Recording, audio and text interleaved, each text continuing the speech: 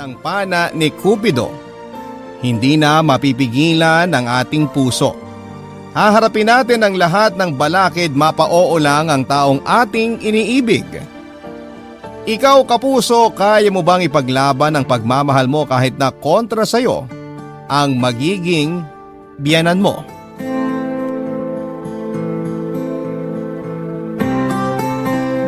Dear Papa Dudut, magandang araw po sa inyo. Ako po si Romel, 33 years old at nagtatrabaho bilang nurse sa isang public hospital dito sa Nueva Ecija. 20 years old lang ako noong nang iwan kami ng tatay namin matapos siyang aksidenteng malunod sa dagat. Sa edad kong yon ay ako na po ang nagsilbing breadwinner ng pamilya namin. Pagkatapos graduate ay ibinuhos ko ang buong oras ko sa pag-aaral, sa pagpapaaral sa 3 kong kapatid at pag-aalaga sa sakiting kong ina. Natagalan po, Papa Dudut, bago ko natapos ang mga responsibilidad ko sa pamilya ko. Maayos ko namang napagtapos ang mga nakababata kong kapatid. Ngayon ay may kanya-kanya na silang trabaho at sariling pamilya. Pero dahil ang focus ko noon ay buhayin ang pamilya ko, ay nawalan ako ng oras para sa sarili ko, Papa Dudut. 30 anyos na ako noon nang ma-realize kong never pa ako nagkaroon ng maayos na relasyon. Nang mamatay ang nanay ko 5 years ago dahil sa komplikasyon sa baga, ay nabigyan ako ng pagkakataong mag-focus naman para sa sarili ko. Sa mga panahon lang yon ko naibigay sa sarili ko ang mga kagustuhan ko at isa na rito ang paghahanap ng maayos na relasyon. Good karma na rin siguro ang nangyari sa akin, Papa Dudut, dahil kung kailan ako muling nagbukas ng pinto para sa puso ko, ay agad naman akong ipinakilala ni Cupido sa babaeng bumihag sa aking puso, Papa Dudut.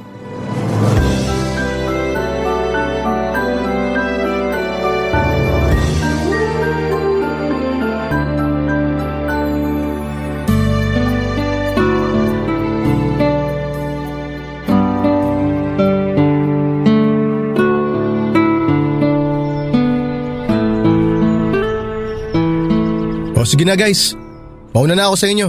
Uwi na ako.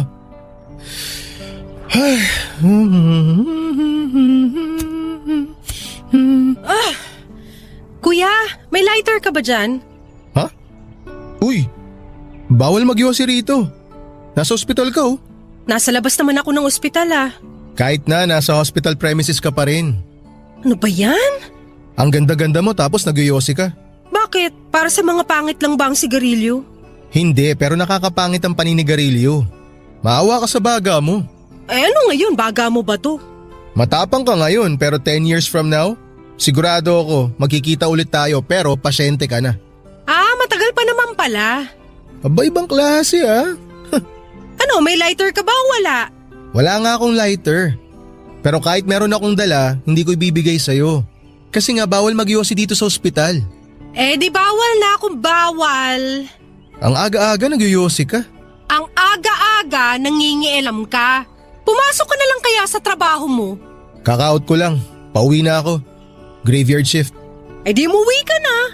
Ang sungit naman. Bakit ka ba nandito sa ospital? Sinong may sakit? Walang may sakit sa amin. Kakapanganak lang ng ate ko. O kita mo na? May bagong baby pala kayo tapos nagyosi ka. Alam mo ba na mas apektado ang mga taong nakakalanghap ng usok ng yosi kesa sa mismong nagyosi? Kaya nga nasa labas ako, diba? Hindi naman ako magsisindi sa tabi ng pamangkin ko. Kahit na. Naiiwan pa rin ang amoy ng yosi sa katawan mo. Diyan sa damit mo. Sa mga kamay mo. Yan ang maaamoy ng mga tao sa paligid mo. Third hand smoking ang tawag dyan. Sa kailangan ko magyosi. Naghahanap ang katawan ko ng sigarilyo lalo na kapag stressed ako. Ba't ka naman stressed? Ang toxic ng pamilya namin ngayon. Nagle-labor na si ate pero hindi pa rin maibaba ni mama ang pride niya. Nanganak na't lahat yung kapatid ko, galit pa rin sila sa isa't isa. Bakit? Ano bang nangyari? Alam mo, ngayon lang ako nakakita ng lalaking tsismoso. Hindi ako tsismoso. Curious lang akong tao. So, ano ang nangyari? Mahabang kwento? Aabutin tayo ng next shift mo kapag nagkwento ko sa'yo. Ayos lang sa akin kahit abutin na ako ng susunod na shift ko. Oh, Simulan mo na magkwento. Basta, ang bottom line, galit si mama sa mga lalaki. Ayaw niya kami mag-boyfriend. Pero hindi siya sinunod ni ate, nakipag-boyfriend siya nang hindi alam ni mama. Nalaman na lang namin nung nabuntis siya, kaya ayun, mas lalong nagalit si mama. Simula nun, hindi na sila nag-iimikan. Ewan ko ba? Ang taas-taas ng pride ni mama. Hindi man lang niya magawang bisitahin ang unang apo niya. Unang apo niya yung baby? Wow, congrats! Ang hirap maging masaya kung alam mong hindi magkasundo ang pamilya mo.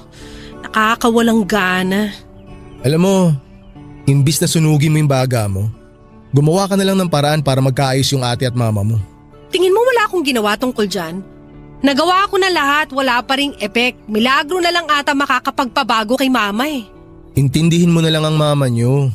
Sana naman maintindihan din niya na wala magagawa ang pagkakaroon niya ng mataas na pride. Teka nga, ba't pa ako nag-i-explain sa taong hindi ko namang kilala?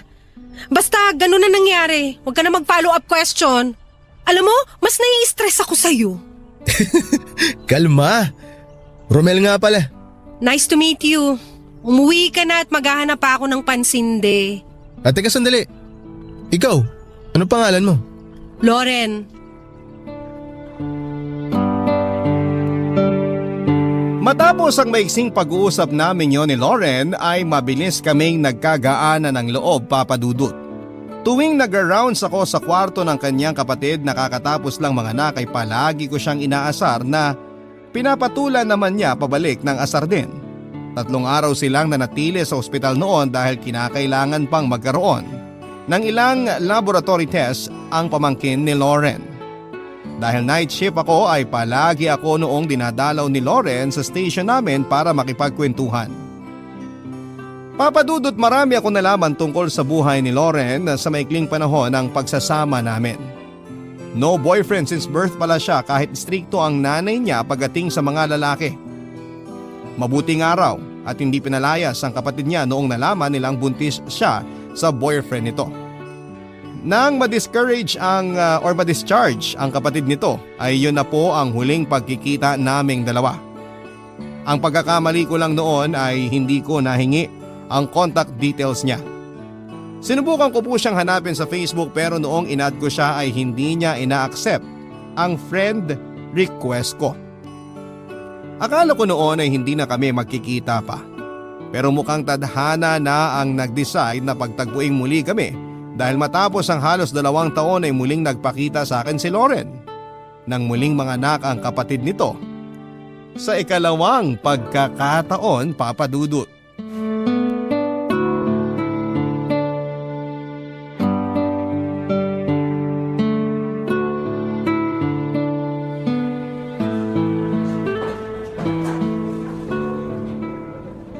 Uy! Lauren? Oo, tama, Lauren! Long time no see ah! Sino ka? Magkakilala ba tayo? Si Romel! Di mo na ako naaalala?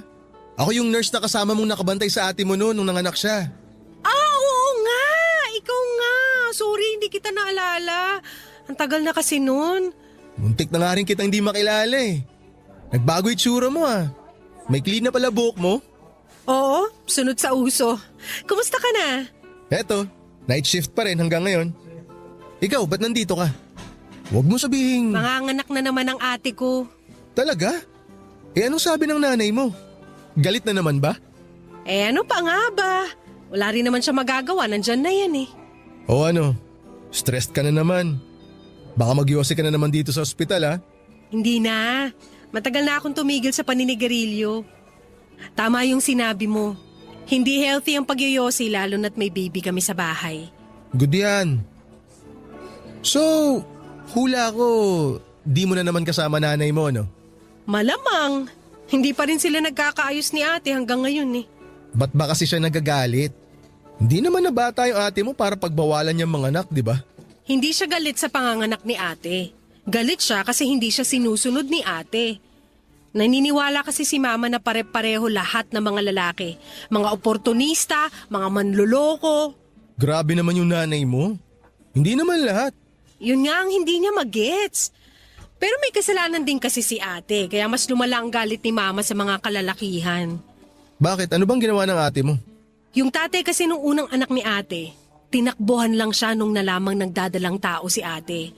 Etong ate ko naman, hindi natuto, nag-boyfriend pa rin. Ngayon, nabuntis ulit. Yung gagong boyfriend naman niya, itinanggi na siya ang nakabuntis kay ate. Di ayan, 2 anak, 2 ring lalaki na parehong bahagang buntot. So ngayon, masisisi mo pa ba si mama kung bakit gano'n na lang ang galit niya sa mga tulad mo? Pero hindi naman lahat katulad ng boyfriend ng ate mo. Anong hindi? Yung tatay namin niloko si mama. Iniwan kami ng mga bata pa lang kami. Nabisto siya ni mama na may pangalawa pala siyang pamilya. Pinapili siya kung sinong gusto niya makasama. Alam mo kung sinong pinili. Yung kabet. Yung kabit, tama ka. Bata pa lang si mama, may namumuo na siyang galit sa mga lalaki. Naging witness siya kung paano bugbugin ng lolo namin si Lola nung bata pa si mama. Doon nagsimula ang pangit na pagtingin niya sa mga lalaki. Huwag mo sabihing pati ikaw man-hater na rin ha. Hindi ako man-hater. Ayoko rin sa ganung ugali ni mama pero minsan mapapaisip ka rin naman.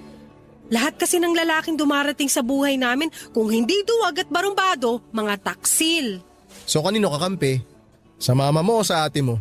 Hindi ko alam. Kailangan bang mamili? Oo, aaminin ko minsan nakaka-frustrate talaga yung ganong mindset ni mama kasi inaalisan niya kami ng karapatang makakilala ng taong mamahalin namin eh. Pero masyado rin kasing rebelyo si ate minsan. Sa kagustuhan niyang patunayang mali si mama, mas lalo tuloy naging totoo lahat ng mga pinagsasasabi ni mama kasi nga mga walang kwentang mga lalaki ang napili niya. Kung ikaw ang nasa katayuan ko, sino pipiliin mo? Wala. Bakit wala? Kasi pareho naman silang tama.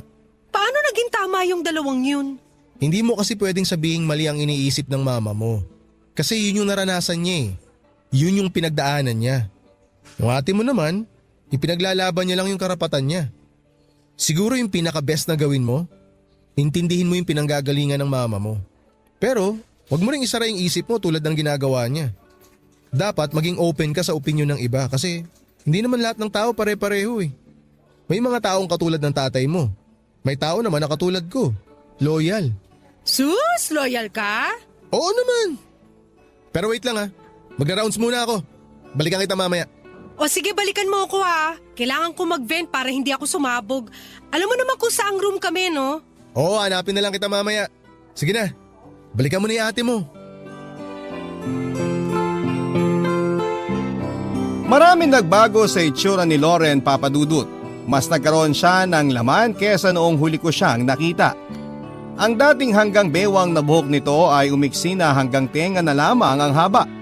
Pero sa kabila ng mga pagbabago sa kanyang panlabas na anyo ay wala pa rin nagbago sa ugali nito na siyang nagustuhan ko noong una kaming nagkita. Kung dati-rati ay hanggang sa alaala ko na lang umiikot si Loren. Nang araw na yon ay muli kaming pinagtagpo ng tadhana. Hindi ko na po sinayang ang chance na yon at agad kong kinuha ang social media accounts ni Loren. Doon na po kami nagsimulang maging malapit sa isa't isa, Papa Dudut. Nagsimula kami bilang online friends hanggang sa lakas loob ko siyang inanyayahang lumabas para kumain at mamasyal. Ang pagkakaibigan namin ay mas lumalim pa hanggang sa sinimulang ko na po siyang ligawan, Papa Dudut. Masasabi kong mas mahirap pa kesa sa pagdaan sa butas ng karayom ang ginawa kong panliligaw kay Loren. Totoo ngang napakalaki pala ng galit ng nanay niya sa mga kalalakihan. Hindi ko alam kung anong dahilan o kung paano ito nagsimula pero hindi ko yung ginawang rason para tigilan si Loren. Nagpursige ako sa panliligaw para mapasagot si Loren hanggang sa matapos ang halos 2 buwan ay sinagot niya rin ako kahit na hindi pabor sa akin ang kanyang ina, Papa Dudut. Ang mga kwento ng pag-ibig, kwento ng buhay at kwento ng pag-asa. Nasa Spotify na, Barangay Love Stories. Pakinggan kahit kailan, kahit saan. Barangay Love Stories sa Spotify. Kinig na, kabarangay! Papa Dudut, dahil sa sobrang man-hater nga ng nanay ng babaeng pinakamamahal ko ay naging patago po ang aming relasyon. Naging smooth pa rin ang relasyon namin dalawa kahit na ganon, Papa Dudut, Very mature ang naging trato namin sa aming relasyon. Hindi man maiwasang magkaroon kami ng misunderstanding kung minsan pero agad din naming naaayos sa pamamagitan ng maayos na usapan. Naging motto na naming dalawa na walang matutulog hanggat hindi kami nagkakaayos. O habang nasa kalagitnaan kami ng tampuhan, ito ang isa sa mga sikreto kung bakit mas tumatag ang relasyon naming dalawa ni Lauren. Sa pagtagal ng relasyon namin, halos masanay na kaming patago ang lahat ng ginagawa naming dalawa. Para kaming gumagawa ng kasalanan kahit na ang totoo ay pareho naman na nasa tamang edad na kami para mag-ibigan. Wala kaming tinatapakang ibang tao at pareho namang totoo ang nararamdaman namin sa isa't isa. Ito rin siguro ang nararamdaman noon ni Lauren kaya matapos ang ilang buwang pagsasama ay nagdesisyon siyang aminin na ang katotohanan sa kanyang nanay. Alam kong hindi pa ako gusto ng nanay ni Lauren noon pero malaki ang tiwala ni Lauren na matatanggap din ako ng nanay niya kapag lubusan na niya akong makilala. Ibang-iba raw kasi ako sa mga lalaking dumaan sa buhay nila at umaasa si Lauren na baka ako na ang magpabago sa pagtingin ng kanyang ina sa mga kalalakihan. Kaya nang dumating ang araw na iharap na niya ako sa kanyang nanay ay pinaghandaan ko talaga ang araw na yon. Papa Dudut.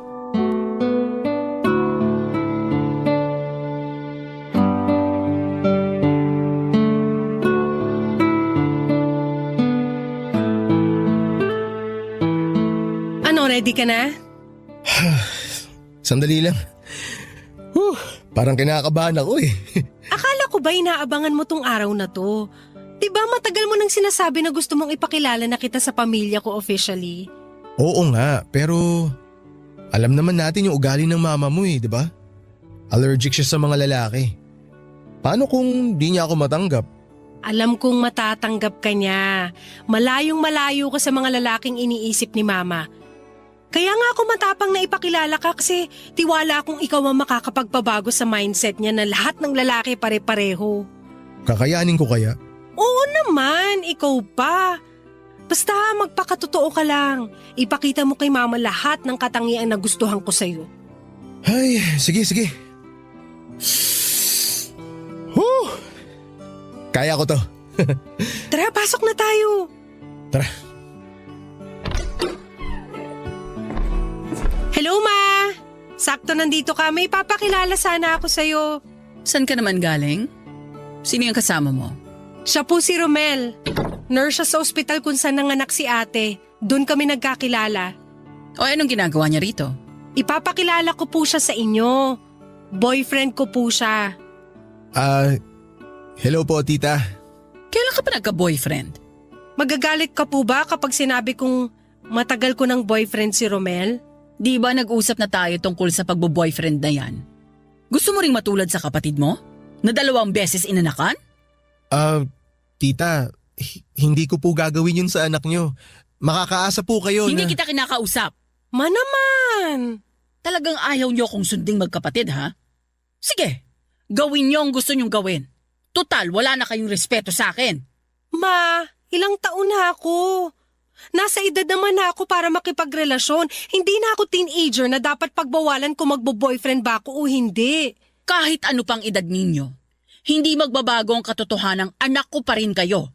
Kaya pagbabawalan ko kayo, lalo na kung alam kong ito ang makakabuti sa inyo. Bigyan niyo naman po ng chance si Romel. Mabait siya. Hindi siya tulad ng mga lalaking nakilala niyo. Hindi siya katulad ni Papa.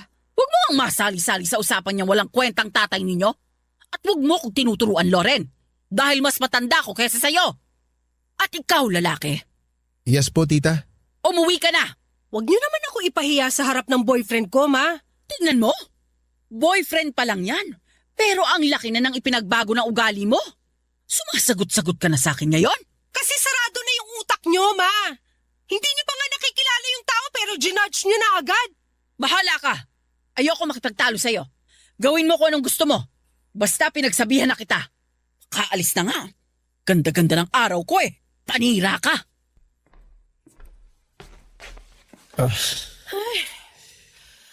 O ano? Sabi ko sa'yo eh. Pasensya ka na ha. Baka bad mood lang si Mama. Basta tiwala pa rin ako na magugustuhan ka niya. Huwag ka sana magalit sa inasal niya ha. Wala yun. Never ako magagalit sa magiging future nanay ko. Ikaw talaga? Halika, ipapakilala kita sa isa ko pang kapatid. Sana naman hindi rin siya man hater, no? Lalaki yun, baliw. Halika na.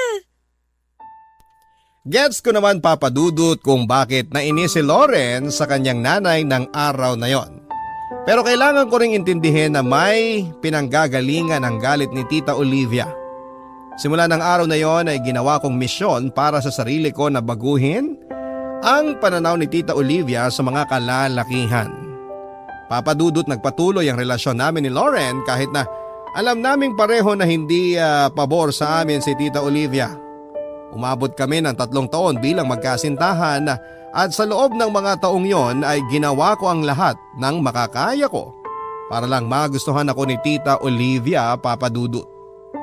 Ipinakita ko sa kanya na meron akong maayos na buhay at magandang trabaho para masuportahan ang anak niya. Siniguro ko rin na mararamdaman nila ang pagiging sincere ko kay Lauren.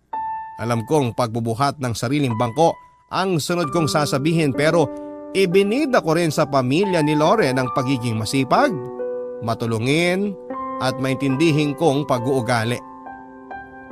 Bawat galaw ko ay siniguro kong walang pagkakamali. Ayoko kasing makitaan ako ni Tita Olivia ng anumang negative sa mga ginagawa ko dahil alam kong gagamitin niya ito against sa akin. Pero Papadudot, matapos ang lahat ng effort na ginawa ko ay wala pa ring nagbago sa pakikitungo sa akin ni Tita Olivia. Hanggang sa dumating ang araw na kinailangan niya ang tulong ko. Nagulat na lamang ako noon nang bigla akong makita si Lauren sa ospital na pinagtatrabahuhan ko matapos isugod si Tita sa ospital, Papadudot.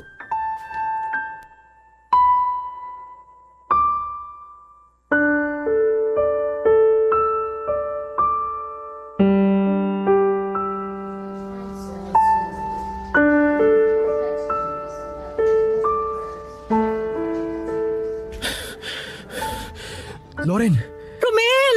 Kanina pa kita hinahanap. okay ka lang ba? Si Mama ay sinugod namin siya rito sa ospital. Oo, alam ko. Nakita ko yung ate mo sa harap ng operating room ngayon lang. Natakot ako nung nakita ko siya dito sa ospital. Akala ko may nangyari na sa'yo eh.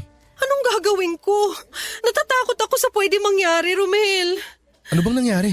Hindi ko alam. Ang bilis ng mga pangyayari eh. Nanonood lang kami ng TV kanina tapos nung nagpunta si Mama sa kusina, bigla na lang siya nawala ng malay. Tumama ang mukha niya sa lamesa. Pagkagising niya, bigla siya nagsuka ng dugo. Huwag ka mag-alala. Tinitignan na siya ng mga doktor ngayon. Kanina pa kita tinatawagan eh. Sorry, hindi ko hawak yung phone ko kapag naka-duty ako eh. Kung alam ko lang ako na sana tumawag sa'yo. Malala ba siya? Ano nang lagay ni Mama? May balita ka ba? Makakasurvive ba siya? Kumalma ka lang. Nasa mabuti na siyang mga kamay. Siguradong hindi siya pababayaan nila, Dok. Ang kailangan mong gawin, mag-focus ka kasi kailangan ka ng mama mo ngayon. Paanong kailangan? Anong kailangan kong gawin? Nakausap ko kanina yung nurse in charge. Nagka-internal bleeding daw si tita dahil sa ulcer niya. Lauren, maraming dugo ang nawala kay tita. Kailangan natin ng blood transfusion. Ako! Pwede ako! B positive ako! Unfortunately, very rare ang blood type ng mama mo. O negative ang blood type niya. Kaya O negative rin ang kailangan nating dugo. Eh si ate! Hindi rin match eh. Ano nang gagawin natin? Sa ngayon wala kaming available na O negative dito sa ospital. Pero naghahanap na sila kung may available pa sa iba. Paano kung wala mahanap? Ano mangyayari kay Mama? Huwag mo munang isipin yan. Makakahanap tayo, okay? Ang gawin mo, magtanong ka sa mga kamag-anak nyo, sa mga kaibigan nyo, kung anong blood type nila at kung willing ba silang mag-donate ng dugo. Alam ko, minsan naiinis ako kay Mama pero ayoko siyang mawala, Romel. Please tulungan mo siya. Oo, may kinontak na akong kaibigan. May isa akong kakilalang O negative ang dugo pero kinokontak ko pa rin siya hanggang ngayon. Kung hindi lang sana ako naka-duty, pupuntahan ko na siya ngayon eh. Sino? Taga saan ba siya? Ako na lang pupunta sa kanya. May kinausap na akong kakilala para puntahan siya. Huwag mo nang problemahin yun. Huminahon ka lang, okay? Paano ko hihinahon? Nasa bingit ng kamatayan ng nanay ko. Halika nga, yakapin kita para kumalma ka ng konti.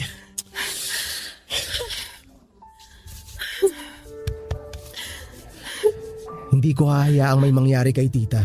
Okay? Kaya kumalma ka lang. Alam naman nating fighter siya eh. Baka nga kapag nalaman niyang magkayakap tayo ngayon, biglang bumangon yun sa operating table para pagalitan ako eh. Nagbiro ka pa talaga sa ganitong sitwasyon. Pinapakalma lang kita. Tinan mo nga yung suot mong tsinelas, magkaiba pa. Eh paano naman kasi? Sobrang nagpanik na ako kanina. Hindi ko na alam ang gagawin ko. Halika, may nakatago akong tsinelas sa nurse's station. Yun na lang muna yung gamitin mo. Paano si Mama? Kami nang bahala sa kanya. Okay? Pangako ko sa'yo, gagawin ko ang lahat para makahanap ako ng donor. Kumalma ka na. Maraming salamat, Romel. Paano na lang ako kung wala ka? Sa awa ng Diyos ay naging matagumpay naman ang naging operasyon ni Tita Olivia ng gabing yon, Papa Dudut. Mabuti na lamang at meron akong nahanap na kaibigang may blood type na O negative na willing mag-donate. Matapos ang operasyon ay inabot ng ilang araw si Tita Olivia sa ospital. Ako ang naging katuwang ni Lauren upang magbantay sa kanyang nanay habang nagpapagaling mula sa sugat nito. Abot-abot ang pasasalamat ni Tita Olivia sa akin noon dahil sa mabilis kong pagresponde sa problema ang kinaharap ng kanilang pamilya. Ipinakilala ko rin noon si Tita sa kaibigan ko na siyang nagbigay sa kanya ng dugo. Papadudod sa pagkakataong yon ay nakasilip ako ng kaunting sinag ng pag-asa. Akala ko noon ay mababago na ang pananaw ni Tita Olivia matapos ang nangyari pero mali pala. Ang inakala ko dahil gumaling na ang sugat niya at lahat-lahat ay hindi pa rin naalis ang kinikimkim na galit ni Tita Olivia sa mga tulad kong lalaki. Bumalik siya sa dati niyang ugali at ng moment na yon ay na-realize kong tila wala na talagang chance na magbago pa si Tita Olivia. Pilit kong tinanggap ang katotohanang hindi na magbabago ang isip niya at kailanman ay hindi na niya ako matatanggap para sa kanyang anak, Papa Dudut. Kabarangay, i-share mo ang iyong barangay love stories. Sabay-sabay nating pakinggan ang iyong kwento ng pag-ibig, buhay at pag-asa. Ipadala lang sa barangaylovestories@yahoo.com. Papa Dudut, tanggap ko na noon na never ko nang makukuha pa ang ipinapanalangin kong approval mula kay Tita Olivia. Ganon pa man ay walang nagbago sa pakikitungo ko sa kanya. Itinuring ko pa rin siya bilang ina ng nobya ko. Puno ng respeto, pangunawa at paggalang. Malaki rin ang pasasalamat ko noon sa girlfriend kong si Lauren dahil sa kabila ng trato sa akin ng kanyang ina ay hindi niya ako pinabayaan at never niyang ipinaramdam na mag-isa lamang ako. Mataas man ang pader na namamagitan sa amin ni Tita Olivia ay unti-unti rin naman akong naging parte ng kanilang pamilya. Lagi akong present noon sa mga importanteng okasyon ng pamilya nila Lauren. Mula sa mga birthday, anniversary, maging Pasko at New Year ay nakakasama nila ako. Sa mga panahong yon ay hindi pa rin ako tumigil sa pagpapa-impress kay Tita Olivia. Alam kong wala na akong pag-asa pero tinuloy ko ang pagpapatunay na worth it ako para sa kanyang anak. Sa pagtagal ng panahon ay napansin ko na sa sobrang focus ko na pabaguhin ang image ko para kay Tita Olivia ay nalilimutan ko na minsan ng magpakatotoo sa aking sarili. Sobrang kalkulado ko na ang mga galaw ko noon sa takot na makagawa ako ng kamalian. Pilit kong binuo ang isang perpektong Romel. Pero doon ko nga na-realize na hindi na ang pananaw ni Tita Olivia ang binabago ko kundi ang sarili ko na mismo. Kaya bago ko pa makalimutan ang totoong ako ay lakas loob kong kinausap si Tita Olivia, Papa Dudut.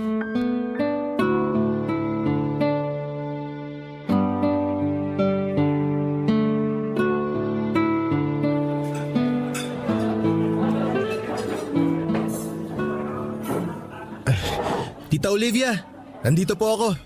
Anong ginagawa mo rito? Nasaan si Lauren? Maupo na po muna kayo. Umorder po ako ng food natin. Ang sabi ko, nasaan ang anak ko? Ang totoo po niyan, tita, kinausap ko po si Lauren na mag-set ng lunch para sa ating dalawa. Hindi po siya darating ngayon. Ako lang po ang nandito. Anong kalokohan to? Tita, Gusto ko po sana kayong kausapin tungkol sa relasyon namin ni Loren. Alis na ako. Tita, magpo-propose na po ako kay Loren. Anong sabi mo? Please po, tita. Gustong gusto ko po talaga kayong makausap. Kaya sana po mabigyan niyo ako ng chance. Pakinggan niyo lang po muna ako sandali. Tama ba ang narinig ko? Plano ko na po talaga mag-propose kay Loren, tita. Pero hindi ko po yun gagawin. Hanggat hindi ko po nakukuha ang basbas ninyo. Huwag mo nang subukan kasi hindi kita papayagang magpakasal sa anak ko. Tita, alam ko po na galit kayo sa mga lalaki. Hindi ko po alam kung saan nagsimula ang galit niyong yan o kung bakit hanggang ngayon iisa pa rin ang tingin niyo sa amin. Pero nangangako po ako sa inyo na hindi po mararanasan ni Loren ang naranasan niyo noon. Dahil hindi po ako ganong klaseng tao, tita. Pare-pareho lang kayo. Ganyan na ganyan ang pananalita ng mga lalaking manloloko. Tita, katulad po ni Loren, wala rin po akong tatay. 20 years old po ako noon nung mawala ang tatay ko. Kasi mas pinili niyang ibuwis ang buhay niya para sa ibang tao. Anniversary ng mga magulang ko noon. Nasa dagat kami para mag-celebrate. Hindi ko po alam na yun na pala yung huling araw na makakasama ko ang tatay ko.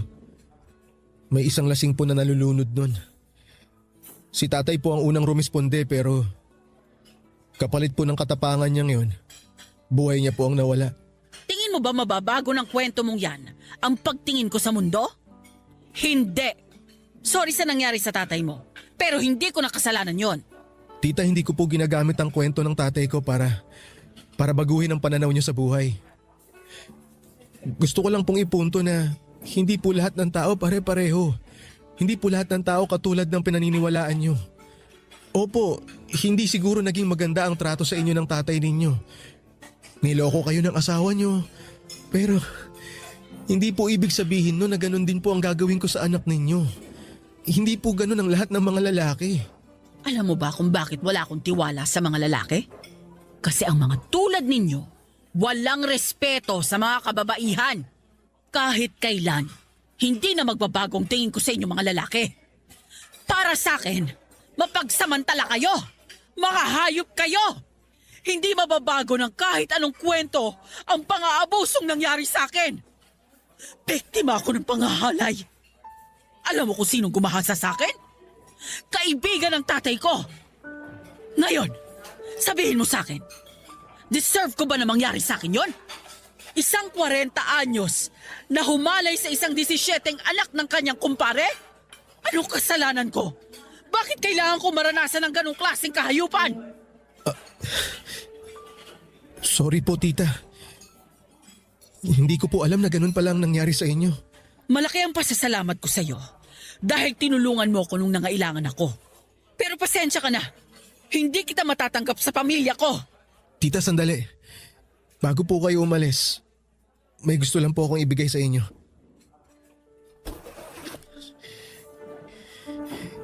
Ito po. Sing-sing po ang laman ng box na yan. Yan po sana yung gagamitin ko para mag-propose kay Loren. Anong gusto mong gawin ko rito? Kayo pong bahala, tita. Itapon nyo, itago nyo, hindi ko po alam. Pero gusto ko lang pong malaman nyo na mahal ko po ang anak ninyo. At kailanman hindi ko po magagawa kay Loren ang mga bagay na iniisip ninyo.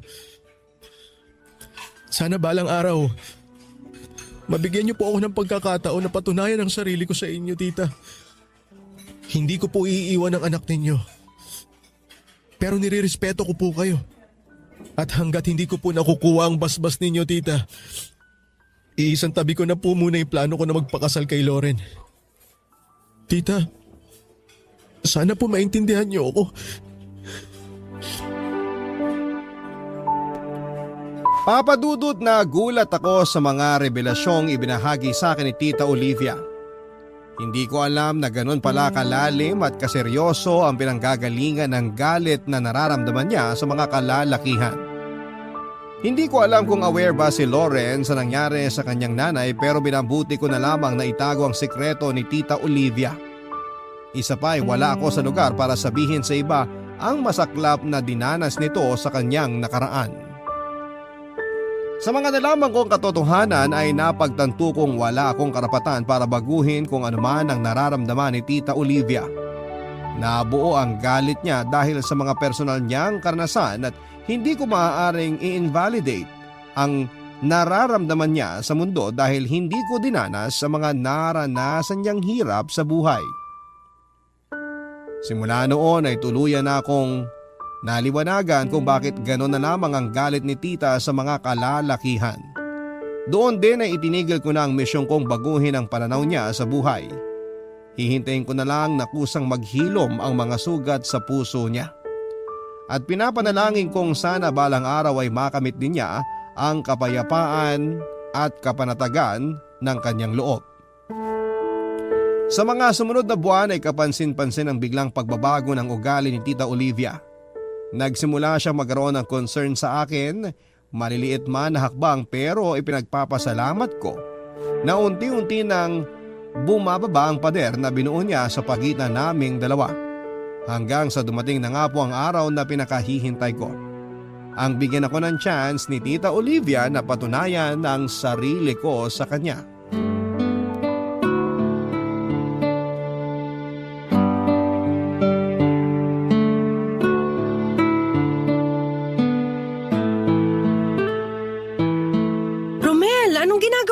Sa labas. Ba't di ka pumasok sa loob? Dito ka muna. Tabihan mo ako. Ang ganda ng langit oh. Ito yung tinatawag nilang golden hour eh. Yung tipong nagkukulay orange yung mga ulap kapag sunset. Hindi ko alam nakaka-appreciate ka pala ng mga ganitong bagay. Oo naman. Napapansin ko kahit small details. Tulad ngayon. Ang haba na naman ng buhok mo. Wow, pati buhok ko napansin mo. Oo, binabalik ko talaga yung dati kong buhok. Naalala ko nga sobrang haba ng buhok mo nung una tayo nagkita. Ayaw mo na ba sa maiksing buhok? Okay lang naman. Bakit mas gusto mo ba yon? Kahit naman anong style ng buhok mo, maganda ka pa rin eh. Eh paano kung wala akong buhok? Maganda pa rin. Talaga? Oo naman. Nandito pala kayo. Tita. Kanina ko pa kayo hinahanap. Bakit ma? May kailangan ka ba? Gusto ko sanang kausapin si Romel. Ako po? Pwede bang maiwan mo muna kaming dalawa, Loren? Okay. Sige, pasok muna ako sa loob.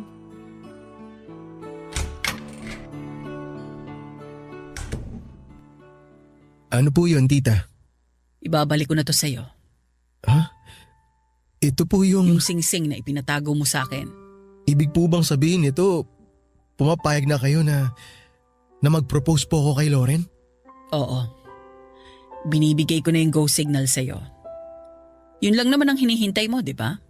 Naku, maraming salamat po tita. Hindi niyo po alam kung gaano po ako kasaya ngayon. Sobrang napasaya niyo po ako tita. Pwede ko po bang malaman kung bakit po nagbago ang isip niyo? Hindi nagbago ang isip ko. Wala pa rin nagbago sa tingin ko sa mga kalalakihan. Katulad ng pagtingin natin sa mga ahas na anumang oras pwede kang tuklawin. Ganun pa rin ang tingin ko sa mga lalaki na anumang oras pwede ka nilang lokohin. Ibinabalik ko tong singsing sa'yo kasi gusto kong ibigay yung hinihiling mong chance. Tita, makakaasa po kayong hindi ko po sasayangin ang chance na ito na binigay niyo sa akin. Alam mo, sobrang against talaga ako sa'yo noon. Nakikita ko sa'yo yung ugali ng asawa ko eh. Sobrang nagtiwala ako sa kanya noon, katulad ng pagtitiwalang binibigay sa'yo ngayon ni Loren. Pero matapos ng lahat, ganun palang magiging ending namin dalawa. Aaminin ko sa'yo, sobrang nakatutok talaga ang mga mata ko sa'yo. Bawat galaw mo, inaabangan ko. Alam mo kung bakit? Kasi gusto kitang hanapan ng butas.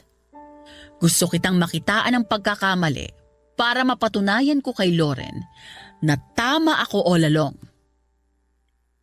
Pero sa sobrang pagtuto ko sa'yo, iba ang nakita ko. Nakita ko kung gaano katotoo ang pagmamahal mo sa anak ko.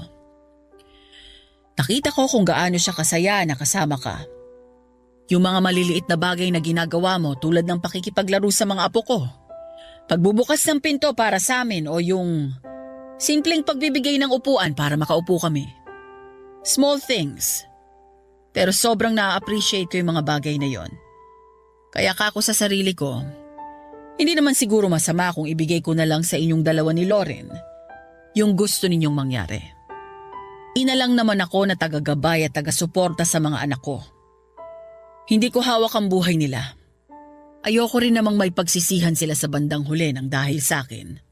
Tita, alam ko po na mahirap ibalik ang tiwalang nawala sa inyo. Sobrang laki po ng respeto ko sa inyo, tita. Na nakayanan niyo pong lampasan ang lahat sa kabila ng mga masasamang nangyari sa buhay ninyo noon. Nagawa niyo pong palakihin ang mga anak niyo bilang mabubuting tao. Kaya po, tita, isang karangalan po sa akin na pinagbuksan niyo ako ng pinto para pumasok sa buhay niyo at sa buhay ng anak niyo. Isa lang ang hiling ko sa iyo, Romel. Alagaan mo si Lauren. Huwag mo siyang sasaktan. Ayokong maranasan niya ang naranasan ko noon. Patunayan mo sa akin na mali ako, na mali ang tingin ko sa inyo. Opo, tita. Pinapangako ko po na patutunayan ko sa inyo. Hinding-hindi ko po sasaktan ng anak niyo. Sana nga magawa mo yung pangako mong yan. Tita, maraming salamat po. Maraming salamat po talaga. Sige na. Baka hinihintay ka na ni Lauren sa loob.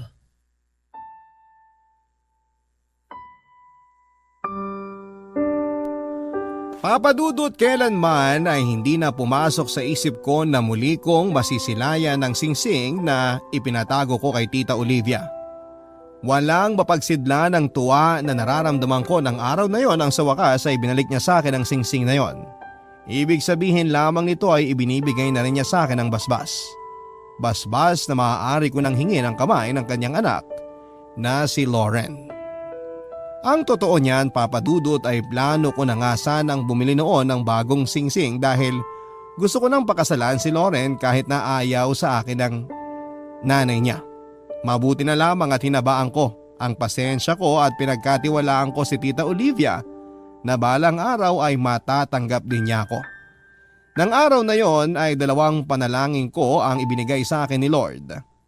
Ito ay ang matanggap ako ni Tita Olivia at ang pangalawang panalangin ay makakapag-propose na rin ako sa babaeng pinakamamahal ko. Sa mga sumunod na linggo ay agad ako nag-propose kay Lauren sa harap ng kanyang pamilya. Yun na po siguro ang isa sa mga hindi ko makakalimutang araw sa buhay ko. Sa ngayon ay engaged to be married na po kami ni Lauren at nakatakda kaming ikasal 5 months from now. Nakakatuwang balikan ang naging kwento ng pag-ibig namin ni Lauren dahil ako mismo ay maraming natutunan sa naging takbo nito. Na-realize ko, Papadudot, sa naging storya ng buhay ko na lahat tayo ay may iba't ibang karanasan na siyang bumuo sa mga opinyon at pananaw natin sa buhay. Minsan ay kailangan natin itong irespeto dahil lahat tayo ay may kanya-kanyang laban na hinarap sa kasalukuyang pang hinaharap. Hanggang dito na lamang po ang kwento na ibabahagi ko sa inyo, Papadudot, at sana katulad ko ay marami rin kayong natutunan sa naging kwento ng buhay ko. Muli magandang araw po sa inyo at sa lahat ng inyong mga listeners. Ako po ang inyong forever kapuso at kabarangay, Romel. Ang buhay ay mahiwaga, laging may lungkot at saya. Sa Papadudot Stories, laging may karamay ka. Mga problemang kaibigan, dito ay pakikinggan ka. Sa Papadudot Stories, kami ay iyong kasama. Dito sa Papadudot Stories, ikaw ay hindi nag-iisa.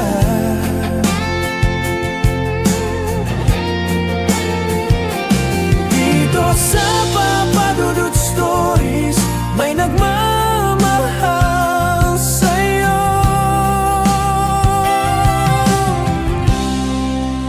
Papadudot Stories, Papadudot Stories. Papadudod Stories.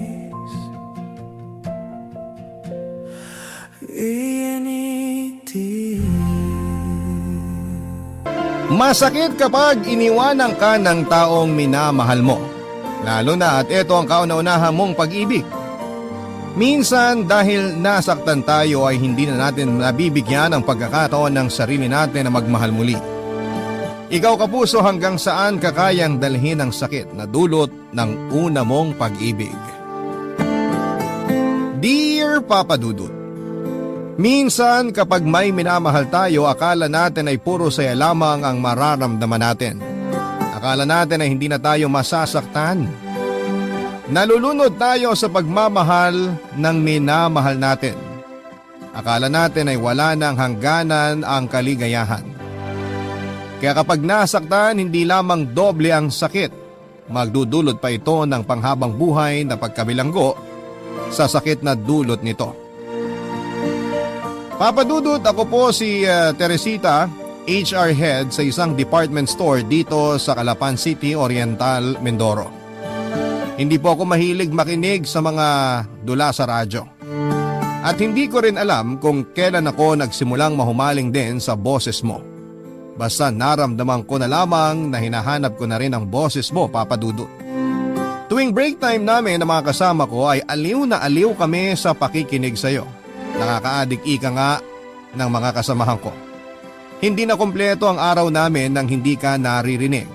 At ang nakakatawa ay hindi lang ako nagdagdag sa listener mo, sumulat pa ako sa iyo at nagbaka sakaling mapili mo ang sulat ko.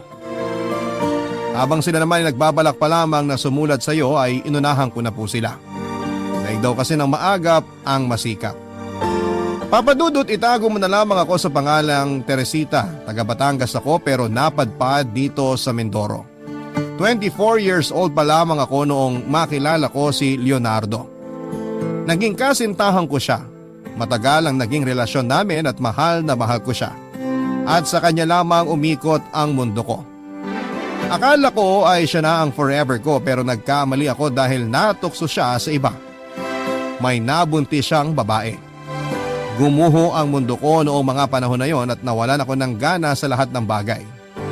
Hindi ko kinaya ang sakit at ininda ko ang mga ginawa niya sa akin. Iniwasan ko siya at lumipat ako sa Bulalakaw sa bahay ng kamag-anak ko doon.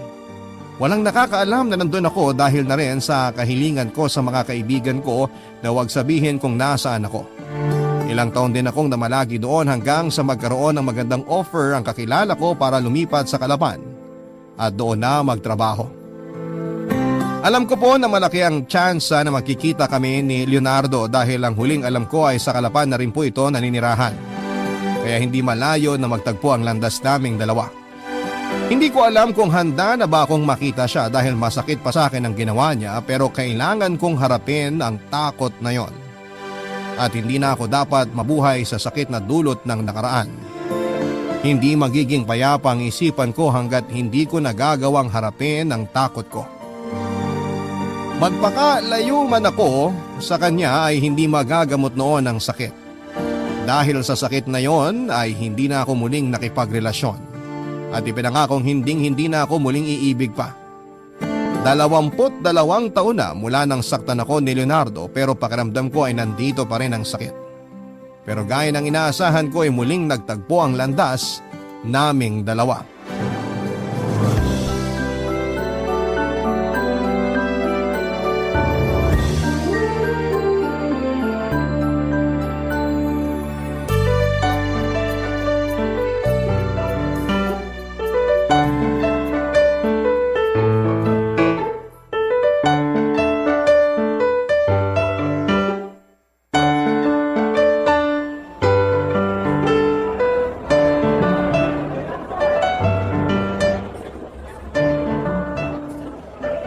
Ilang beses ko bang sasabihin sa'yo na tigilan mo na ako?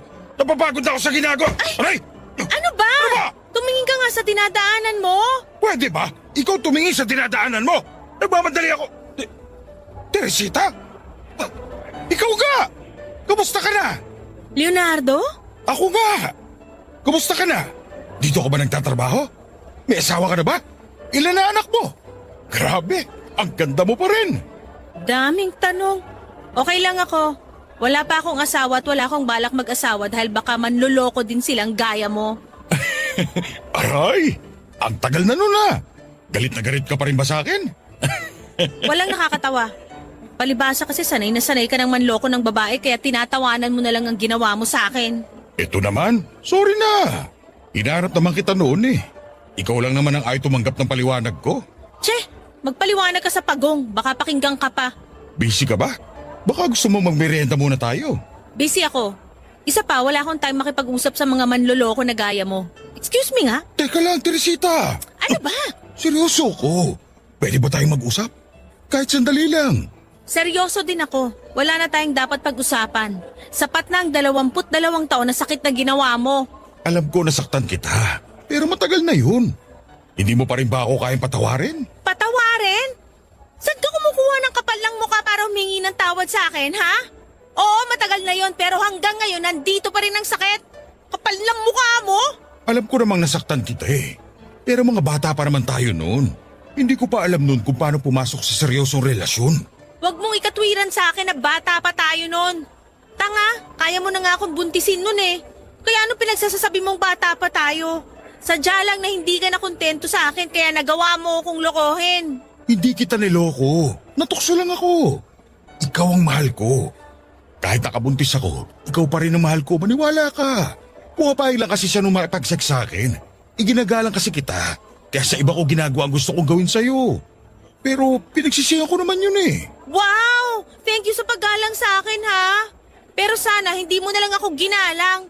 Sex lang naman pala gusto mo, dapat sinabi mo agad para kahit hindi ako ready, binigay ko sarili ko sa'yo. Sana nag-sex tayo maghapon at magdamag hanggang sa gumapang ka pa uwi. Alam ko naman na mali ang ginawa ko. Kaya nga humihingi ako ng tawad sa'yo. Wala akong panahon para sa pagpapatawad. Huwag na sana uli mag-cross ang landas natin. Maayos na ang buhay ko. Paraan nga! Nagkataon na may kikitain si Leonardo sa mall kung saan ako nagtatrabaho. Sana pala ay nagpalit na lamang ako ng araw na yon o kaya naman ay nagkasakit na lang sana ako para hindi ako nakapasok. Hindi Papadudot, biglang bumalik ang sakit ng ginawa sa akin ni Leonardo. Parang gusto ko pa rin siyang sampalin at saktan. Alam ko na matagal na ang ginagawa niya sa akin pero noong makita ko siya ay biglang bumalik ang lahat. Ang kapal na mukha niyang humingi ng tawad sa akin, 22 taong kong dinala ang sakit na yon. Tapos kung umarte siya ay parang napakasimple lamang ng ginawa niya sa akin. Akala ko yun ang huli naming pagkikita. Pero ginawa ni Leonardo ang lahat para malaman niya kung saan ako nagtatrabaho, kung anong oras ako umuuwi. Patuloy ko siyang iniwasan papadudot gaya ng paulit-ulit kong sinasabi sa sarili ko at sasabihing layuan ko ang asawa niya. Hindi ko na siguro kakayanin kapag ganon, pero makulit po si Leonardo papadudot kaya kahit ayaw ko nang makipag-usap sa kanya, ay napilitan akong kausapin siya ng maayos para lamang tigilan na niya ako. Siguro nga ay tama na pakinggan ko ang side niya para na rin sa ikakatahimik ko. Baka rin sapat na ang paliwanag niya para masagot lahat ng tanong na matagal ko nang hinahanap kaya naman pinagbigyan ko siya.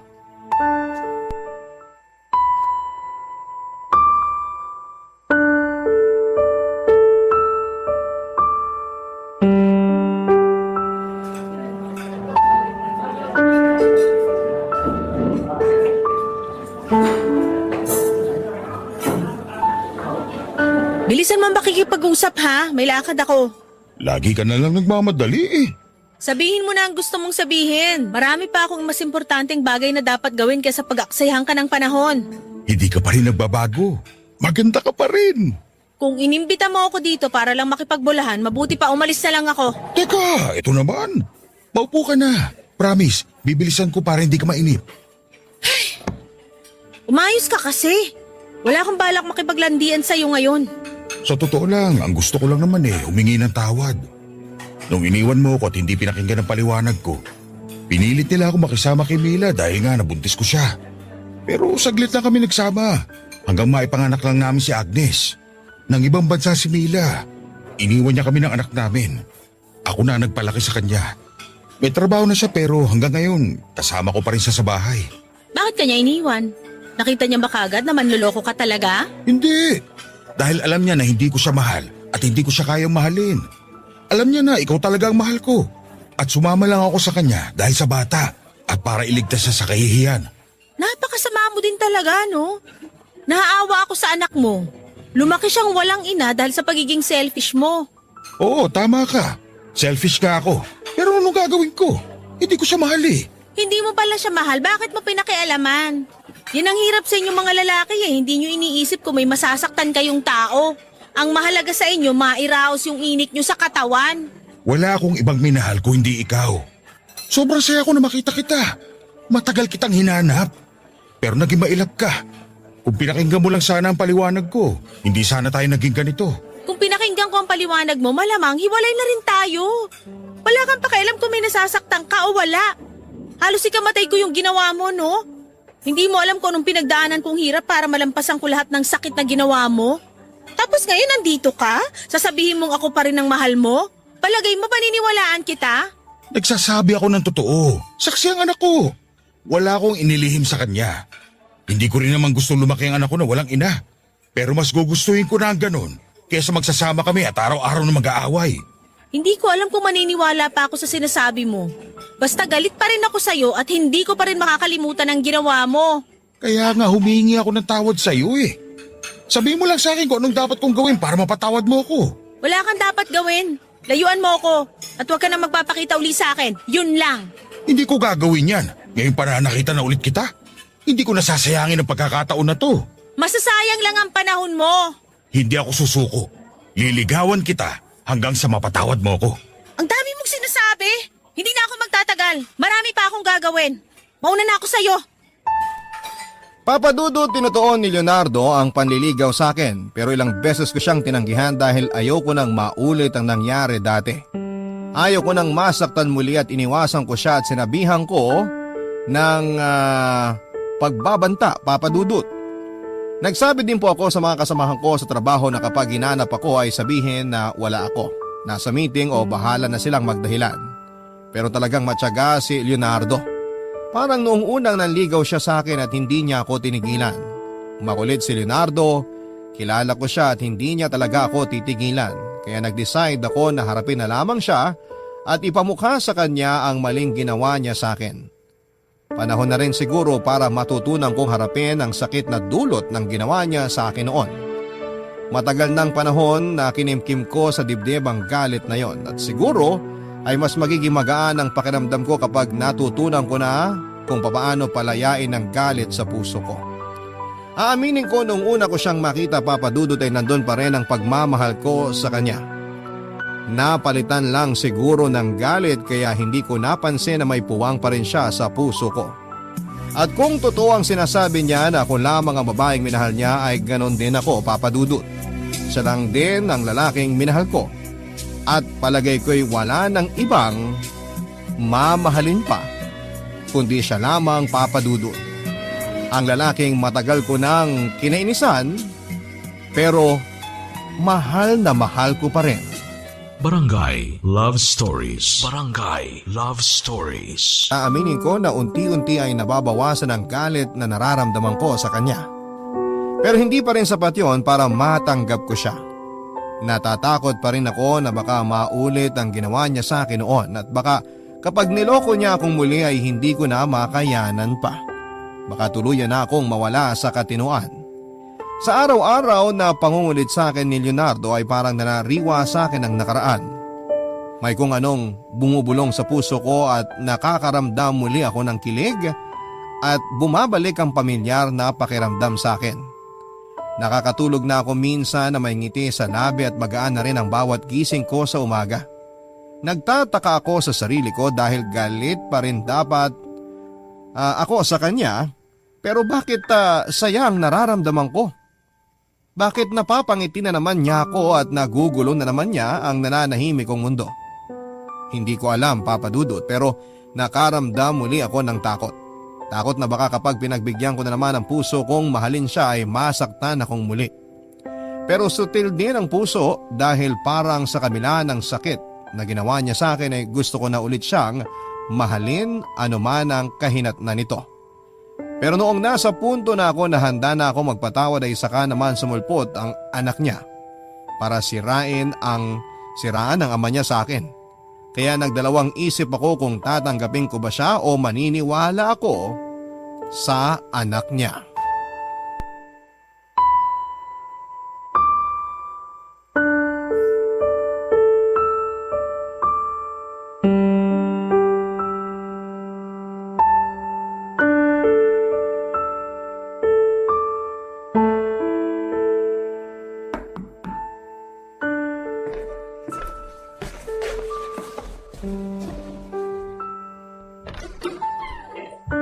Ikaw ba si Teresita?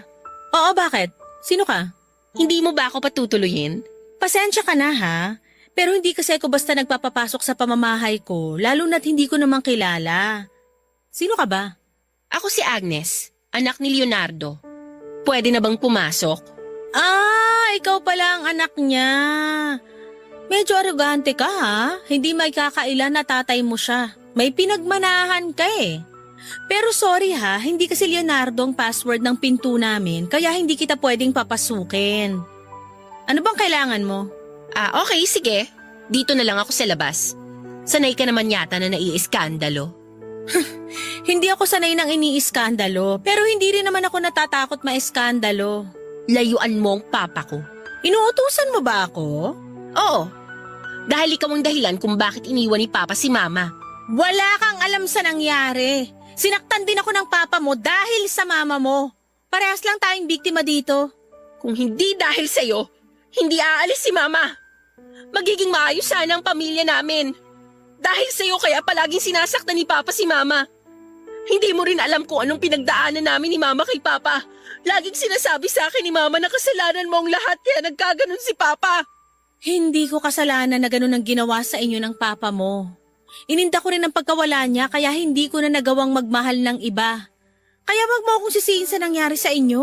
Kung nasaktan ka niya, bakit nakikipagmabutihan ka uli sa kanya? Wala kaming relasyon ng papa mo. Hindi pa ako nasisiraan ng bait para patulan ko siya uli. Wala pa? Bale, magkakaroon pag tumagal? Ganon? Alam mo bang may karelasyon ng papa ko ngayon? Matagal na sila. Sinabi niya ba sa'yo? Hindi lang ikaw ang babaeng niloko niya at sinaktan. Kaya kung ayaw mo mapabilang sa kanila, makipaghiwalay ka na sa kanya. Walang hiwalayang magaganap dahil wala nga kaming relasyon ng papa mo. At kung sakali na maging magkarelasyon nga kami ng papa mo, wala ka na ron. Ako ang masasaktan, hindi ikaw. Alam ko naman na sinasabi mo lang yan sa akin para iwan ko papa mo.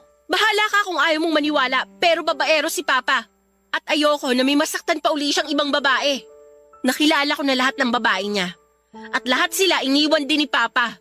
Concerned lang ako sa'yo. Salamat sa concern mo ha, pero hindi ikaw ang magdedesisyon para sa bagay na yan. Ako. Huwag mo sabihin hindi kita pinaalalahanan ha. Salamat sa paalala mo. Lahat ba na naging girlfriend ng papa mo? Ganyan ang ginagawa mo? Hindi, sa'yo lang. Ikaw lang kasi ang babaeng hindi pa niya na ipapakilala sa akin eh.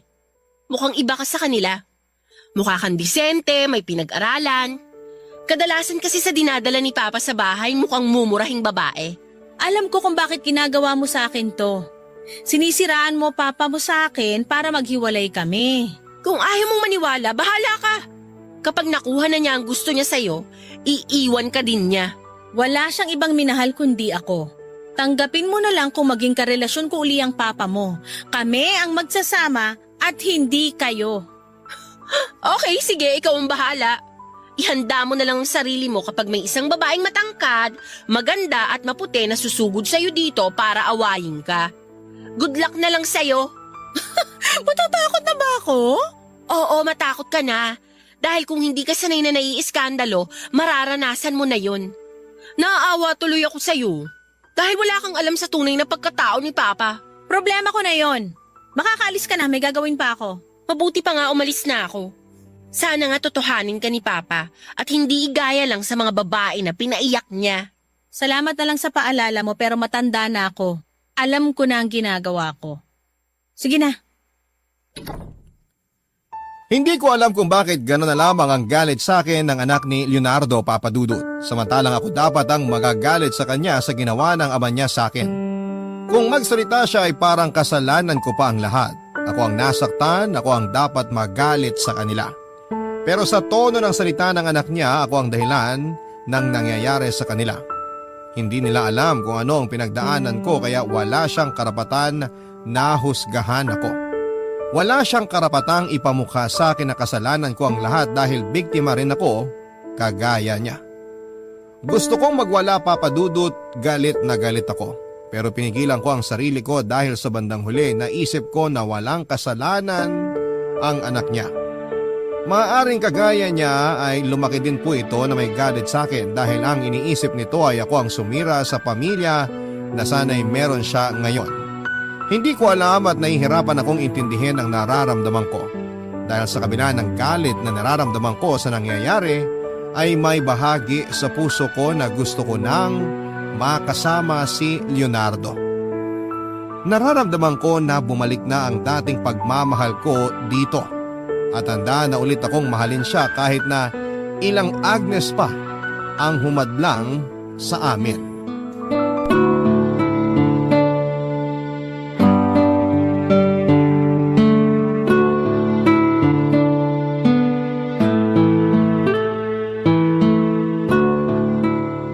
Pumapayag na ako na maging kasintahan ka uli. Talaga? Salamat! Hindi ka magsisisi. Ipinapangako ko. Sana lang hindi na uli maulit yung ginawa mo sa akin. Dahil kapag niloko mo uli ako, malilintikan ka na talaga sa akin. Umasa ka na hindi na kita muling sasaktan. Iingatan ko ang puso mo. Magiging mabuti akong kasintahan. Pangako! Huwag kang mangako. Sinasabi ko sa'yo baka pag ginago mo uli ako, ipabubugbog kita sa mga tambay dyan sa kanto. Teka, paano pala ang anak mo? Siguradong hindi niya magugustuhan kapag nalaman niya ang tungkol sa atin. Huwag mo siyang alalahanin. Mauunawaan din niya ang lahat. Malaki na siya. Ang mahalaga ngayon ay ikaw at ako. Hindi pwedeng hindi ko siya dapat alalahanin dahil pumunta siya dito at kinausap ako. Pinalalayo niya ako sa'yo. Iniisip ko tuloy ngayon kung tama ba na makipagmabutihan pa uli ako sa'yo. Kinausap ka niya? Bakit hindi mo kagad sinabi sa akin? Huwag mo siyang pansinin. Ganun lang ang anak ko. May pagkasilosa kasi yun at ayaw na nababaling sa ibang atensyon ko. Hayaan mo't kakausapin ko. Hayaan mo na. Siyempre nasanay yung bata na kayong dalawa lang lagi ang magkasama kaya siguro nagulat. Pasasaan ba't magiging okay din naman kaming dalawa? Huwag na natin siyang madaliin tungkol sa atin. Ang mahalaga, maayos na tayo. Hindi na siya bata. May boyfriend na nga siya eh. Kaya dapat mauunawaan niyang nararamdaman ko. Kakausapin ko siya. Mas maganda siguro kung formal kita ipakilala sa kanya para mas makilala ka niya. Wag na muna, saka na lang. Tama ka, mauunawaan din niya tayo. Hayaan mo at kapag maayos na ang lahat, kakausapin ko siya ng masinsinan. Wala kasi siyang kinalakihang ina, kaya siguro ganyan siya. Sige, ikaw bahala. Ipapaubaya ko na sa iyo ang tungkol sa bagay na yan. Teresita. Oh. Pwede na ba kita uling tawaging mahal? Oo naman, mahal. Ay, matagal na panahon ko din na hindi naramdaman ng ganitong klase ng saya. Yun! Ako din, mahal ko. Yan din ang nararamdaman ko ngayon. Babawiin natin ang mga panahon na sayang natin. Pero alam mo, sa totoo lang, may takot pa rin ako. Pero mas lamang ang saya. Kaya siguraduhin mo lang na hindi mo na talaga ako lolokohin, ha? May kalalagyan ka talaga sa akin. Oo naman, mahal ko. Umasa ka na hindi na ako titingin sa ibang babae at hindi na rin ako titikim ng iba. Magsasabi na ako sa'yo para kung hindi ka papayag makapag-sex sa akin, di magpapaalam mo na ako sa'yo na titikim ako ng iba para may basbas mo. Subukan mo. Biro lang. Ang akin naman kung makakalusot lang. Baliw. Basta kung may gusto ka, sabihin mo sa akin. Huwag kang mag-alala, ihahanda ko ang sarili ko para dyan. Kahit maghapon pa at ihilang ang pahinga. Kung yun lang naman ang paraan para hindi ka na magloko, ibibigay ko na sa'yo. Talaga? Ops! Teka, hindi ko sinabi ngayon ha. Umayos ka. Kung makakalusot lang, ito naman. Che, pero alam mo mahal, hindi ko na naisip na darating pa tayo sa ganito. Imagine, mahigit 20 years tayong hindi nagkita, ni hindi tayo nag-usap. Pareho tayong hindi nagmahal ng iba, tapos ngayon eto, magkasama na uli tayo. Ang saya, di ba? Tama ka, mahal. At wala akong hindi gagawin para lamang mapasaya ka. at makabawi sa mga nagawa kong pagkakasala sa'yo. Salamat mahal sa muling pagtanggap sa akin ha. I love you. Pakis nga. I love you too, mahal. Naging masaya ang pagsasama namin, Papa Dudut. Walang kasing saya. Ni hindi sumagi sa isipan ko ang mga sinabi sa akin ng anak niya at sa pagkakataong ito ay walang takot kong ibinigay ang sarili ko kay Leonardo. Hindi na ako natakot ipadama sa kanya ang pagmamahal ko. Hindi ko na inisip ang tungkol sa anak niya. Nagsama kaming dalawa pero hindi kami nagpakasal. Nagalit lalo sa akin ang anak niya at napansin ko na nakikipagkompetensya ito sa akin pagdating sa ama niya. Madalas po itong gumagawa ng eksena para lamang pumunta sa kanya ang tatay niya at minsan ay napipiko na rin po ako pero pinipili kong magpasensya. Pinipilit kong unawain ang kagaspangan niya. Alam kong naapektuhan na rin si Leonardo sa nangyayari. Madalas ko po itong nakikitang tahimik at umuwi na rin po ito ng lasing. Nagiging bugnutin at parang laging aburido. Napapansin ko rin na palihim siyang nakikipag-usap sa telepono at hindi ako nagtatanong kung sino ang kausap niya, Papa Dudut. Anak niya siguro ang kausap niya at ayaw nang iparinig sa akin para maiwasan ang gulo. Ilang buwan pa lamang kaming magkasama ni Leonardo nang mabuntis ako. Hindi ko alam kung ano ang nararamdaman niya noong sinabi ko sa kanya ang pagdadalang tao ko. Parang wala siyang emosyon. Hindi ko alam kung masaya ba siya o hindi.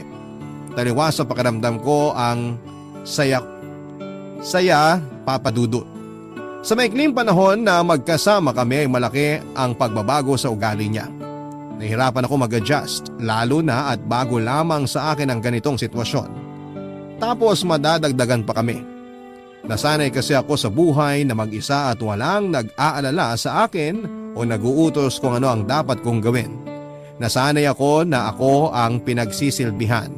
Kaya hirap na hirap ako dahil sa bahay ako ang gumagawa ng lahat ng bagay.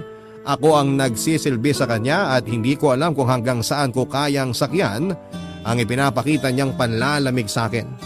Doon ay biglang pumasok sa isipan ko ang maputi, matangkad at magandang babae na sinasabi ni Agnes. Barangay Love Stories. Barangay Love Stories. Dali ni Leonardo ay naramdaman ko din na parang balisa siya palagi at parang may inililihim. Palagi siyang galit at madalas na rin kaming nag-aaway. Palihim ko po siyang sinubaybayan at madalas kasi kapag umaalis siya o ginagabi siya ng uwi ay anak niya ang ginagawa niyang dahilan. Nagkaroon ako ng pagdududa. Gusto kong malaman kung talaga bang ang anak niya ang dahilan. Kung bakit nagbago ito sa akin sa maikling panahon lamang. Maraming tanong ang pumapasok sa isipan ko, ano nga bang dahilan ng pagbabalik nito sa akin. Tama siguro ang anak niya. Gagawin lang din akong babae nito gaya ng ibang babae na nagdaan sa buhay nito. Tanga lang ba talaga ako na nagpauto muli sa lalaking ito? Hindi ako nagkamali, may babae si Leonardo. Maganda ito, matangkad at maputi na gaya ng sinasabi ni Agnes. Mukhang palaban ang babae at hindi basta magpapatalo. Ewan ko pero biglang bumalik ang pamilyar na sakit 20 taon na ang nakaraan. Mas masakit, mas nakakagalit. Bigla kong nahawakan ang maumbukong tiyan noon, Papa Dudut, at awang-awa ako sa sarili ko at sa magiging anak ko. Nagpatawad pala ako ng isang taong walang puso. Sana'y hindi ko na lamang muli siya kinausap. Baka nga concern lang talaga siya sa akin ng anak niya kaya ganon ang sinasabi nito sa akin. Sinungaling pala talaga siya at babaero. Ewan ko ba, Papa Dudut, nalilito ako at hindi ako nagpakita sa kanya. Hinintay ko siya sa bahay at kinontrol ko ang galit ko at pakikinggan ko ang kasinungalingan niya sa huling pagkakataon.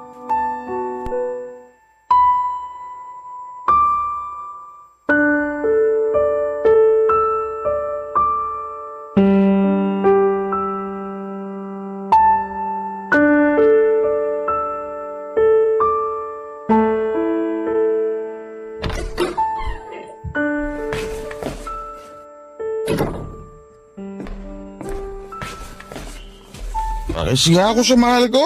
Huwag mo nga akong mahalik-halikan. Oh, sungit ah. Teka, bakit hindi ka pa natutulog? Saan ka galing? Saan ako? Nagkayayaan kami ng boyfriend niya. Nagkasarapan kaya hindi kaagad ako nakauwi. Kumain ka na ba? Huwag ka nang magsinungaling. Sinundan kita kanina. Alam ko kung saan ka galing. Uy, alam mo naman pala bakit nagtatanong ka pa? Ang kapal ng mukha mo? Tinanggap kita dahil akala ko mahal mo ko? Tama palang anak mo. Hindi ako dapat nagtiwala sa'yo. Hayop ka! Aray! Teka! Ano ba? Napakataas mo kasi! Akala mo lahat ng tao sasambahin ka! Kaya nung nakita kita ulit, na-challenge ako. Sinabi ko sa sarili ko na mapapasahin ka ulit. At eto, nangyari naman, di ba? Naging akin ka. Magkakaanak pa nga tayo. Dapat nga magpasalamat ka pa sa akin dahil hindi ka natatanda mag-isa. Binigyan na kita ng anak. Aray! Masakit na, ha? Wala kang kasing sama! Akala ko mahal mo ako! Hindi kita mapapatawad! Oo, masama ako pero kasalanan mo yan eh. Iniwan mo ako sa isang pagkakamali ko lang. Hindi mo ako pinakinggan. Alam mo naman kung gaano kita kamahal noon, hindi ba? Sinira mo ang buhay ko! Sinira ako ang buhay mo? Ako pa talagang sumira sa buhay mo, ha? Ako na ang niloko mo? Ako pa ang sumira sa buhay mo? Ikaw ang sumira sa buhay mo? Ako ang niloko mo? Ako ang sinira mo ang buhay? Tinanggap kita dahil akala ko mahal mo talaga ako. Yung pala, ginagantihan mo lang ako dahil sa pag-iwan ko sa'yo. Anong gusto mo? Magpakasaya ako nung oras na niloloko mo ako? Ang kapal ng mukha mong hayop ka! Hayop ka! Lumayas ka dito! Layas!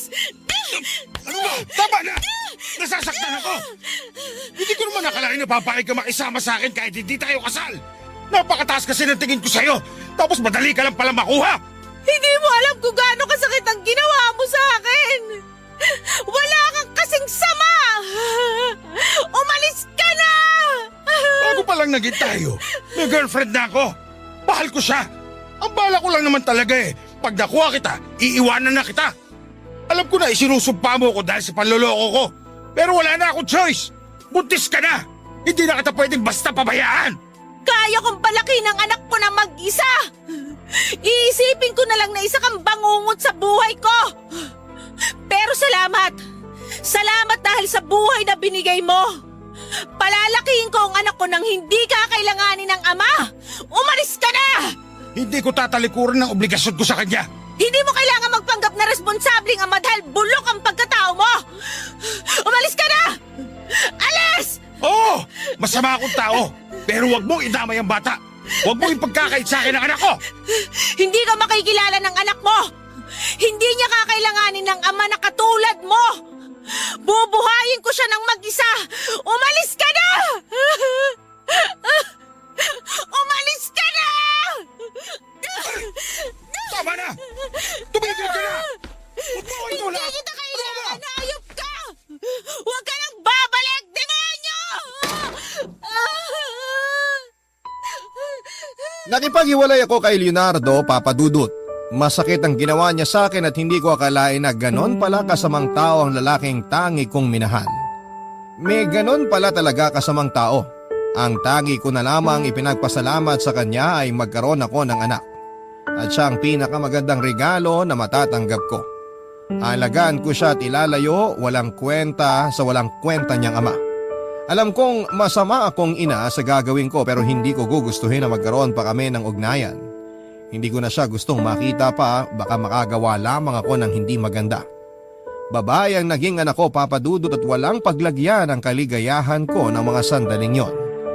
Naiiyak ako sa sobrang tuwa at palalakihin ko siya ng maayos. Hindi po ako humingi ng kahit na anong sustento kay Leonardo mula sa pagbubuntis ko hanggang sa panganganak ko. Ayaw ko na magkaroon ng kahit na anong utang na loob sa kanya.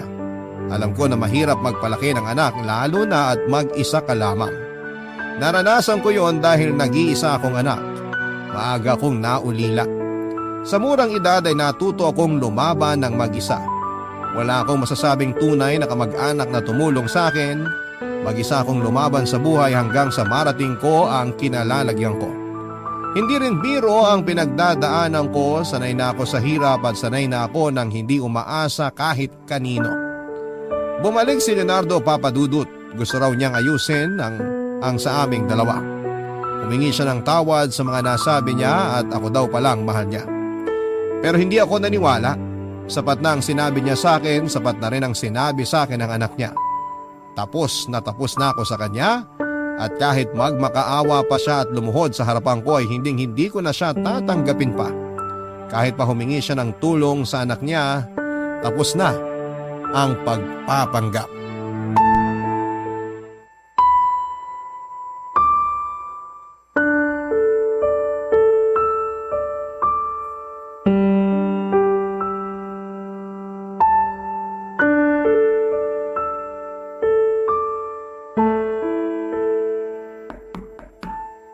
Sino yan? Si Agnes! Sandali lang.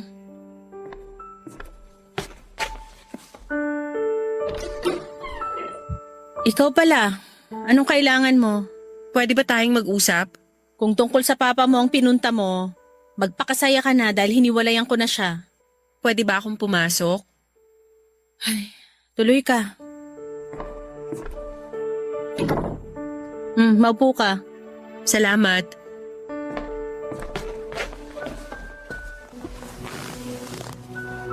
Ano pa bang kailangan mo? Kung hinahanap mo ang papa mo, wala siya rito.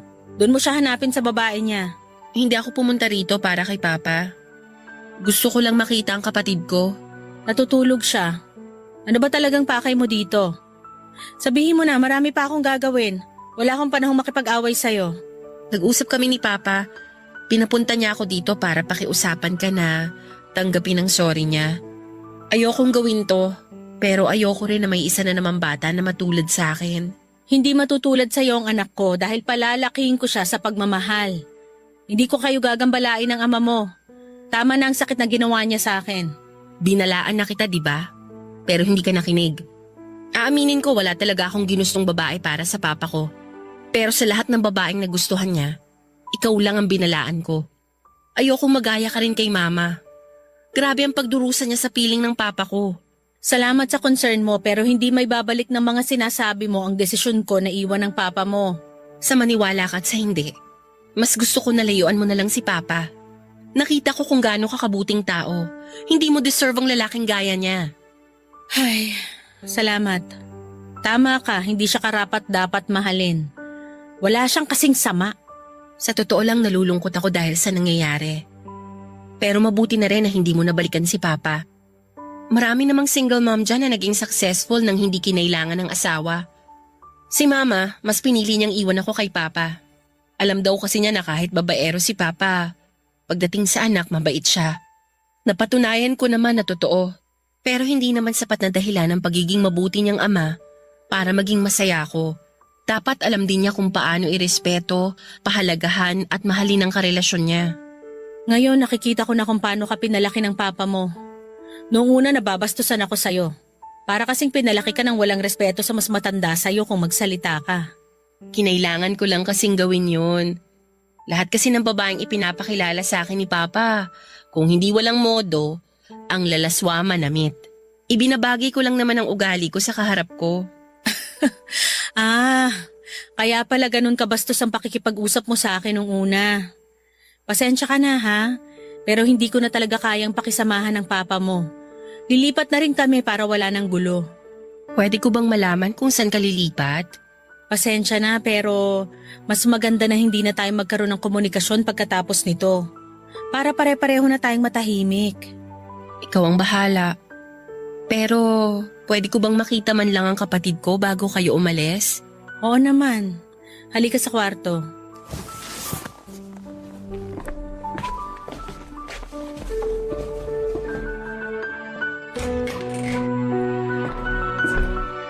Halika, pasok ka. Ang ganda naman ng kapatid ko. Salamat ah. Sana kapag malaki na siya, magkaroon ng pagkakataon na magkakilala kami. Huwag kang mag-alala. Darating din tayo dyan. Sa ngayon, ganito na lang muna tayo. Salamat. Pwede ba kitang tawaging tita? Oo naman. Salamat tita. Walang anuman. Basta palagi kang mag-iingat at alagaan mo ang papa mo. Ikaw nang bahala sa kanya. Opo tita. Hayaan nyo. At sasaktan ko na si Papa kapag nagpasaway pa. Mabuti pa dito ka na kumain. Mabuti pa nga po, tita. Para hindi na ako magluluto pag uwi. Makatipid naman ng isang tanghalian. At pwede rin hanggang hapunan. Bahala na si Papa sa buhay niya.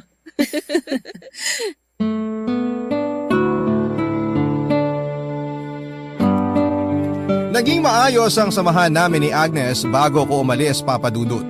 Pero si Leonardo ay hindi ko na siya kinausap kahit na ilang beses siyang nagpabalik-balik sa bahay namin. Iniwasan ko na siya. Hindi ko na pinakinggan ang mga sinasabi niya at sapat na ang nalaman ko para hindi ko panghinianganan ang isang kagaya niya. Ilang taon ako nabuhay sa sakit na ginawa niya. Kung alam ko lang na masarap pala ang magkaroon ng anak, sana'y hindi ko na pinatagal. Sana hindi na ako nabuhay sa anino ng sakit ng nakaraan. Napakaraming sana ang biglang pumasok sa isipan ko pero iga nga nila ganon talaga ang buhay. At kahit na anong gawin natin ay hindi na natin maibabalik ang nakaraan. Kaya dapat na lamang tayong mabuhay sa kasalukuyan at sa hinaharap. Lumayo kami, Papa Dudut, nagpaalam lamang ako kay Agnes na aalis na pero hindi ko sinabi sa kanya kung saan kami ng anak ko pupunta. Kapag dumating ang tamang panahon at maunawaan na ako ng anak ko ay sasabihin ko ang lahat sa kanya.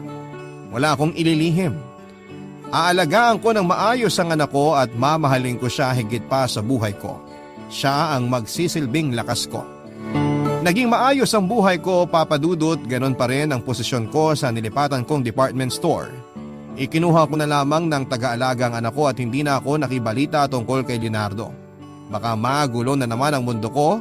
Sinarado ko na ang puso ko sa kanya at bubuksan ko na lamang ang bagong pahina ng buhay ko kasama ang anak ko. Gagawin kong masaya, bubuo kaming dalawa ng bagong storya na kaming dalawa lamang ang magkasama. Kakalimutan ko ang pahinang naging dahilan ng lahat ng pagkabigo ko. May mga pagkakataon na nalulungkot pa rin ako pero kapag nakikita ko ang mga ngiti ng anak ko ay tila napapawi na ang lahat ng pagod at lungkot na nararamdaman ko. Ganon pala yon, Papa Dudut. Nakakatuwa lamang isipin na ang dating babae na takot magmahal ay sinarado ang puso sa iba ay handang-handa na ulit magmahal ngayon. Handang-handa ng magmahal hindi ng lalaki, kundi ng anak na bunga ng kanyang makulay na nakaraan. Maraming salamat po sa pagbasa ng sulat ko, Papa Dudut, at sa mga kabarangay ko na nasaktan ng taong minahal nila ay huwag kayong matakot dahil napatunayan ko na hindi pala natin dapat sinarado o isasara ang puso natin. Maaring 2 beses akong sinaktan ng lalaking minahal ko, subalit nagkaroon naman ng magandang nangyari sa buhay ko kapalit ng sakit na yon. Lahat ng nangyayari ay may kadahilanan. At maaring ang nangyaring ikalawang kabiguan sa muling pagtanggap sa lalaking minahal ko ay paraan lamang po ng Diyos para magkaroon ako ng supling at maging kumpleto ang pagkatao ko bilang isang babae. Ang inyong forever kapuso at kabarangay, Teresita. Ang buhay ay mahiwaga, laging may lungkot at saya. Sa Papa Dudut Stories, laging may karamay ka. Mga problemang kaibigan, dito ay pakikinggan ka. Sa Papa Dudut Stories, kami ay iyong kasama. Dito sa Papa Dudut Stories, ikaw ay hindi nag-iisa.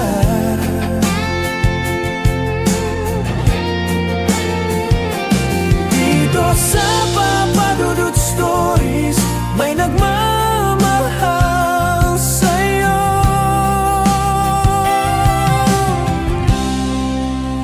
Papa Dudut Stories, Papa Dudut Stories, Papa Dudut Stories.